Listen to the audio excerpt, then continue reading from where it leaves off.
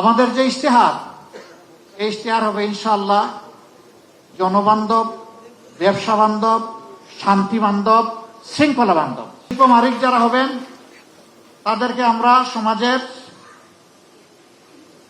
Icon হিসেবে কবুল করব। আর এই মালিকারা যারা লক্ষ লক্ষ শ্রমিককে চাকরি প্রোভাইড করেন, তারা কার্যত লক্ষ লক্ষ পরিবারের মুখে খাবার তুলে দেন।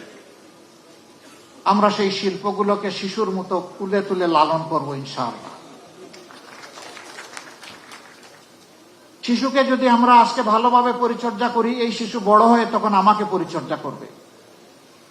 আমরা শিল্পকে এই কারণেই নিউবর্ন বেবির মতো আমরা নার্চার করব যে তারাই আগামীতে ইনশাআল্লাহ এই দেশটাকে সুন্দরভাবে গড়ে দিবেন, আমাদের যুবক যুবতীদের হাতে কাজ তুলে দেবেন।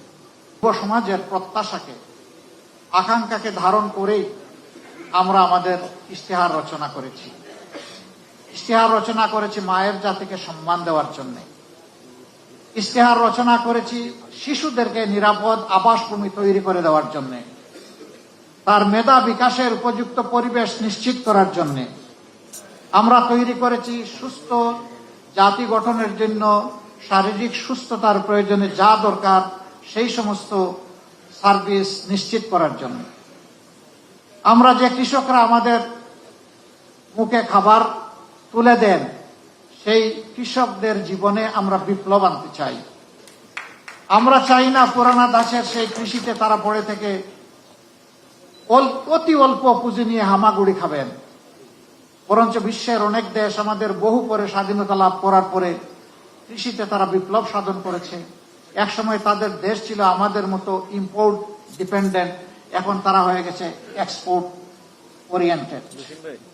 আমরা পারবো আমাদের ইশতেহার আপনাদের হাতে পৌঁছার পরেও যদি আপনাদের কোনো গুরুত্বপূর্ণ অবজারভেশন থাকে, পরামর্শ থাকে, আমরা দারুণভাবে ওয়েলকাম করব। আপনারা আমাদেরকে সেই পরামর্শ অবজারভেশন দিয়ে সাহায্য করবেন। কারণ মানুষের জ্ঞান পারফেকশনে কখনো পৌঁছবে না, আর জানার কোনো শেষ নাই। আমি একজন লার্নার হিসাবে আপনাদের কাছ থেকে যদি শিখতে পারি, আমি আমার নিজেকে ধন্য মনে করবো ইনশাআল্লাহ। আমি শিখতে চাই, আপনাদের কাছ থেকেই শিখতে চাই। আমি 18 কোটি মানুষের কাছ থেকে শিখতে চাই, যাতে তাদের একজন হয়ে তাদের জন্য কাজ করতে পারি আমরা।